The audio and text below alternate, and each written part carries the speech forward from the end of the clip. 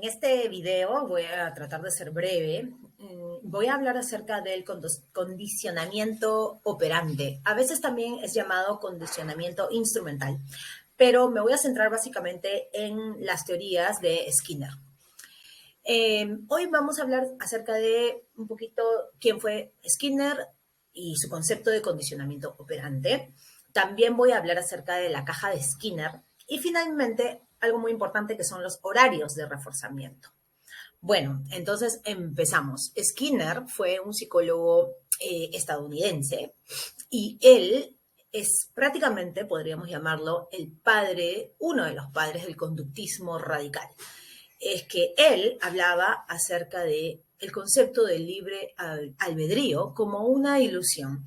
El ser humano está de alguna forma condicionado a ciertas conductas y no depende de él, sino que el entorno es muy poderoso para guiar la conducta de los individuos. Skinner tiene un tiempo en el que trata de ser escritor, él lo llamó los años oscuros, y él se influenció muchísimo justamente porque estaba tratando de despegar en su carrera como escritor. Él se influenció mucho en estos libros de Pavlov y Watson.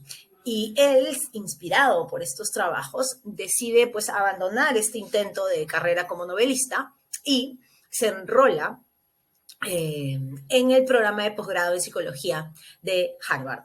Luego, en el año 1931, se queda ahí trabajando en Harvard y ahí él hace muchos avances sobre todo este tema de conductismo, de alguna manera continuando, prosiguiendo con los trabajos de Pavlov. Sabemos, hemos estudiado sobre los perros, ¿no? Y todo este conductismo del cual Pavlov hablaba. Bueno, entonces, Skinner se preguntaba a sí mismo dónde se originan las conductas. También se preguntaba a él mismo cómo pueden ser controladas las conductas operantes y cómo se explican las conductas más complejas. Él se preguntaba acerca de las conductas operantes, él las llamaba así porque eran justamente conductas que estaban de alguna forma influenciadas por el entorno y condicionadas por ello. Bueno, entonces él propone lo siguiente, y esto es muy importante. A toda conducta le antecede un estímulo. Este estímulo es un antecedente. Por ejemplo, aquí podemos ver a un señor que se encuentra en cierta necesidad económica, tiene necesidad de dinero. Luego, este mismo hombre, este antecedente, este estímulo, tal vez los acreedores tocándole la puerta, lo llevan a cierta acción, que es trabajar. Y claro, por más que este trabajo sea estresante o lo que sea, pues tiene una consecuencia y esa consecuencia es que a fin de mes recibe un cheque o un dinero. Entonces, es esa consecuencia la que lleva a este hombre a continuar esa conducta, que aunque pueda ser un poquito incómoda, por así decirlo, de todas maneras, pues es una consecuencia buena en el sentido de que le trae una recompensa. Entonces, si yo tengo un perro y le pido la patita, y el perro me da la patita, yo le voy a dar una galletita. ¿Qué quiere decir? Visto desde la perspectiva del perro, cada vez que yo le pido la patita, él me la va a dar. ¿Por qué? Porque va a obtener una consecuencia, algo placentero, algo bueno. Entonces, ¿qué dice Pavlov? Bueno, toda conducta está impulsada, por así decirlo, por una consecuencia que yo voy a obtener.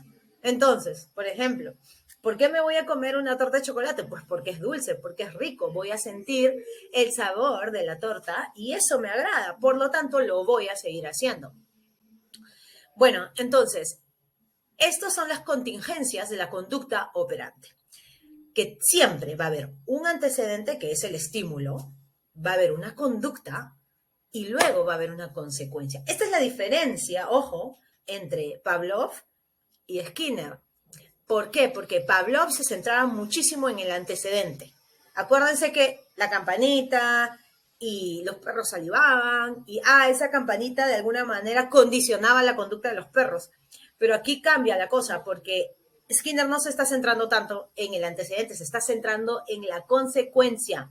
Entonces, él dice, todo ser humano hace aquello que le trae recompensa. Y todo ser humano evita o ignora aquello que le trae una consecuencia que es negativa. Si yo me como la torta de chocolate, es dulce, es muy rica, entonces por eso es que la como.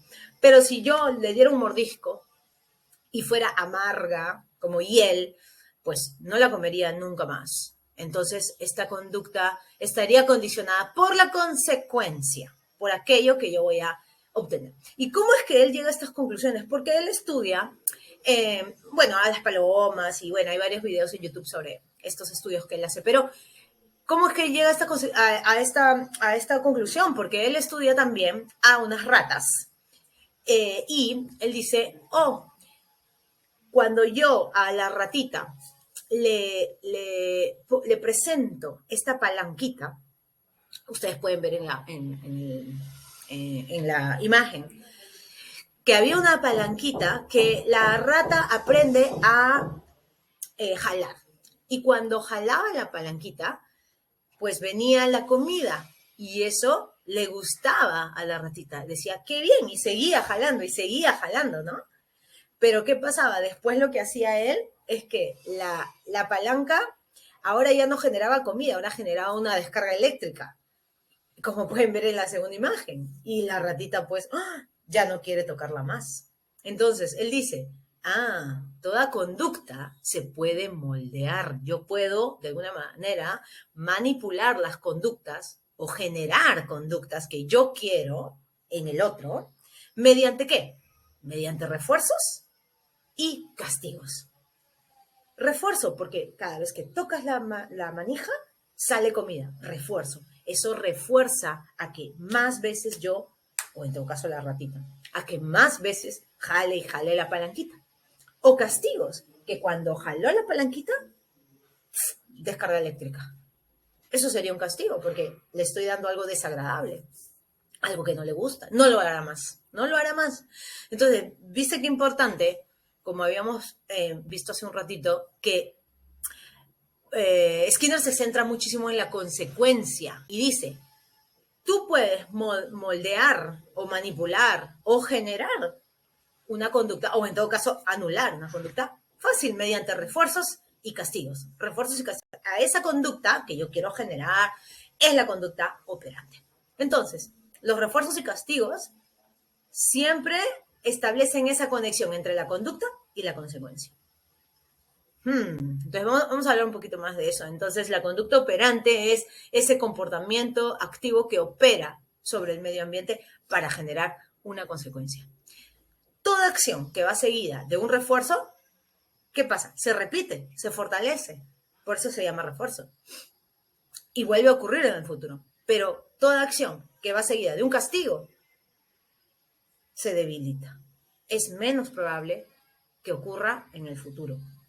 Entonces, la ratita jala la palanca y viene la comida. Es bueno. Sigue jalando la palanca. Pero si jala la palanca y le pasa una corriente eléctrica, pues no, ya no más. No lo va a hacer nunca más. Bueno, supuestamente. Ok, entonces, acá viene algo importante. ¿Cómo se modifica la conducta? ¿O cómo podemos nosotros generar ciertas conductas? ¿O cómo podemos hacer que una conducta se extinga o que se genere o que se repita? Fácil, para Skinner es muy fácil. Reforzadores y castigos. Porque los reforzadores refuerzan la conducta para que ésta se repita. Y los castigos debilitan la conducta para que ésta ya no se repita. Ahora, es muy importante recordar que existen diferentes tipos de reforzadores. Y acá viene el tema de los horarios. Pero bueno, sí, hay distintos tipos de reforzadores que están aquí. Perdón por mover las imágenes. Ya. ¿Cómo se modifica la conducta mediante el comportamiento operante? Mediante reforzadores y castigos. Perfecto. Pero esos reforzadores pueden ser positivos y negativos. Ojo, y aquí viene un poquito la confusión, porque a veces uno piensa, un refuerzo positivo, pues será darle un premio al niño, ¿no? Pero, un refuerzo negativo será pegarle. Claro, porque es algo negativo, pues es algo malo. Pero en este caso hay que olvidar ese concepto de positivo y negativo en base a bueno y malo. En este caso deberíamos hablar solamente de positivo como algo que otorga o añade. Por eso puse aquí un símbolo de más. Y negativo deberíamos hablar sobre aquello que retira o quita o resta. Por ejemplo, aquí tengo unos ejemplos. Refuerzo positivo quiere decir cuando yo otorgo algo. Ejemplo, hago una carrera, el niño que gana, le doy una medalla. Es un refuerzo positivo porque le estoy dando, le estoy añadiendo, le estoy dando una medalla. Es un refuerzo positivo. ¿Qué sería un refuerzo negativo? Un ejemplo, cuando me siento en mi carro, ¿qué pasa si yo no me pongo, qué pasa si no me pongo el cinturón de seguridad? ¿Qué pasa?